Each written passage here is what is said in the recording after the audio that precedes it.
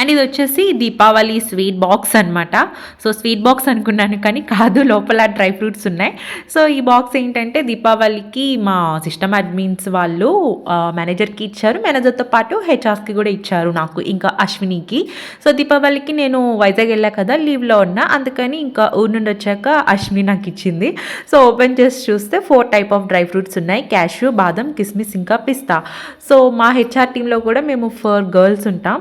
So నేను మా గర్ల్స్కి అడుగుతున్నా అనమాట, ఓకే ఇవి 4 ఉన్నాయి, మనం కూడా 4 ఉన్నాం కదా, ఈచ్ వన్ ఒకటి సెలెక్ట్ చేసుకోండి, అది ఎందుకు సెలెక్ట్ చేసుకున్నారో చెప్పాలి, అండ్ అది మీ పర్సనాలిటీకి రిప్రజెంట్ చేసేలా ఉండాలి అని చెప్పాను.